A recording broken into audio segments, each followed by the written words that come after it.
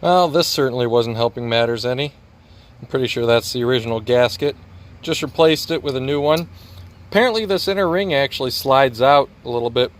I was just using a screwdriver to lift it up ever so slightly so I could get the gasket in easier. I was planning on re-crimping it down, but apparently it slides out and back in. Don't know, but worked. It's tight. Tight enough, I should hope.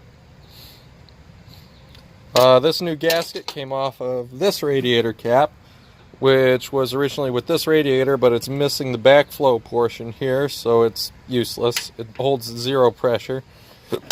You can see here. Basically, as the pressure builds, the main force zone here pushes up and regulates the pressure by that spring pressure. But when it comes under vacuum, to avoid collapsing the cores in the radiator, this is like a little poppet here that has a lightweight spring under it and lets the air back in. Or water if you've got an expansion tank or whatever. But seeing as that's missing it, I gotta use this cap, and I just stole the gasket off of it. Hopefully make that work a little better. Well, I just took the center section out of this radiator cap. Yeah, it does just press in, so I might be able to get a new center section with the vacuum relief valve back in there. Or I might have another cap downstairs with way too much pressure on it. It's just an AC.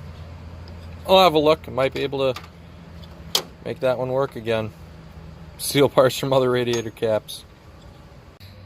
So I didn't record it, but what I did today, well, I did record talking about switching that out. And that's something else. I thought I heard dripping coming from the motor. Flushed out basically all of the cooling system again. Basically just running water from the house through the hose, through everything until it comes out clear. I pulled out both the stopcock in the block and the stopcock in the bottom of the radiator. Flushed it through, blasted some compressed air in there to help agitate it while I was running the water through. Make bubbles, agitate it, try and wash out any other sediment or gunk that was in there. It's now coming out nice and clear. I did flush through the heater core as well. So what I'm doing now is I'm just taking DI water and filling it up. And I'm going to throw another bottle of the coolant flush in there. And hopefully flush it all out. What I've got right now is the heater's turned on. Got both the heater taps open.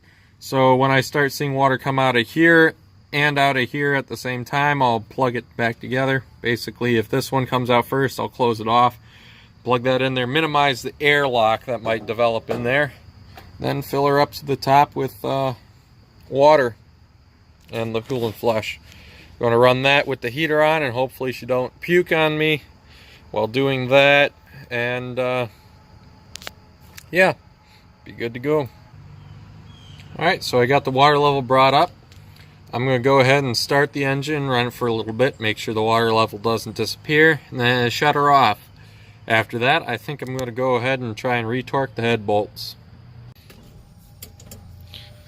Sometimes I actually hear the engine shift because when I turn the ignition on, apparently it's just in the right spot to try and fire one cylinder, but not enough to kick it over. I've heard on Model Ts they can actually just start on you.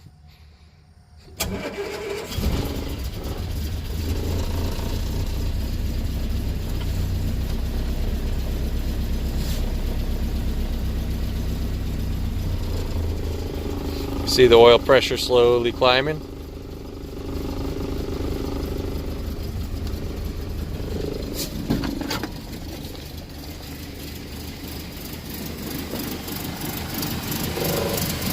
Well, water level seems to be the same.